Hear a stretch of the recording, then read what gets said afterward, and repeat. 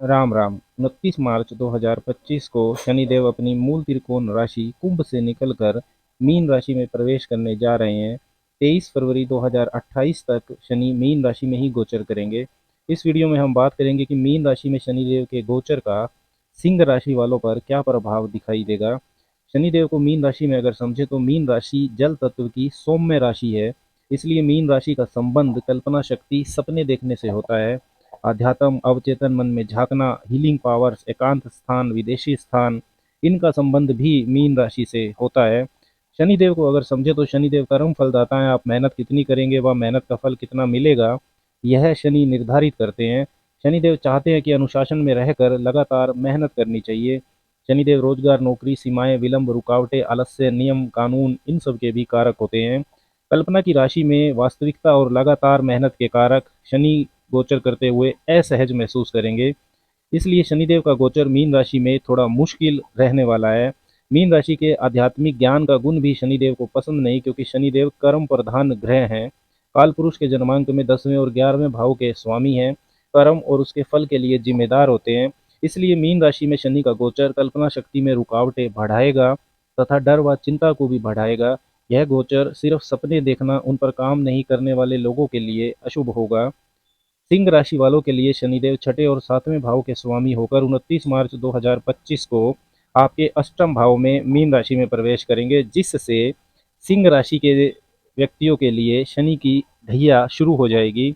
अष्टम भाव से शनिदेव अपनी तीसरी, सातवीं और 10वीं दृष्टियों से आपके 10वें भाव, दूसरे भाव और 5वें भाव को प्रभावित करेंगे।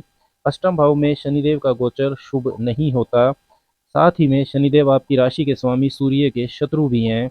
अष्टम भाव होता है अचानक होने वाली घटनाओं का, जैसे सर्जरी, दुर्घटनाएं, अचानक धन का प्राप्त हो जाना, लॉटरी, सट्टा या अचानक धन का नुकसान हो जाना, ट्रांसफॉर्मेशंस का, बड़े बदलाव, गुप्त चीजें, गुप्त रिश्ते, गुप्त धन, गुप्त विद्या, वसीयत, इंश्योरेंस, रिसर्च, अनुसंधान, ससुराल पक्ष, बिना कमाया हुआ धन, वसीयत, इंश्योरेंस, इन सब को अष्टम भाव से देखा जाता है।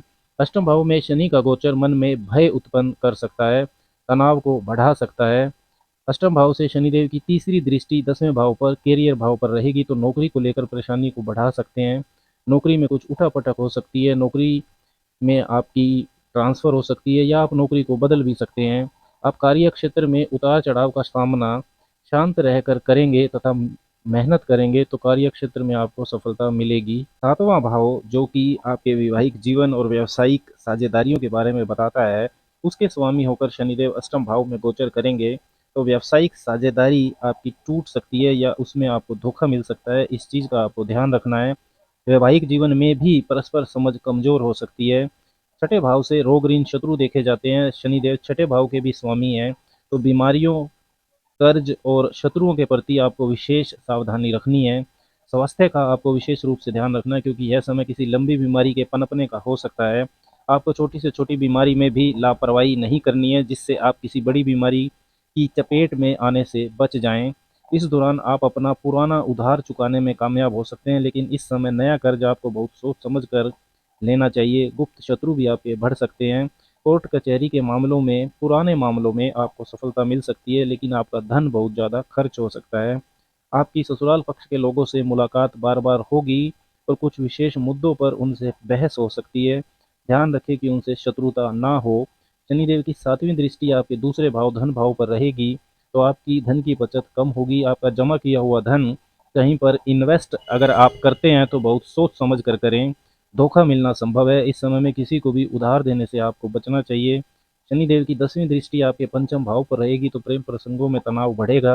विद्यार्थियों को भी मेहनत ज़्यादा करनी होगी। लेकिन यदि आप किसी भी तरह के रिसर्च के विषय से जुड़े हैं या उच्च शिक्षा प्राप्त कर रहे हैं या कंपटीशन परीक्षा की तैयारी कर रहे हैं तो आपको लाभ मिल सकता है।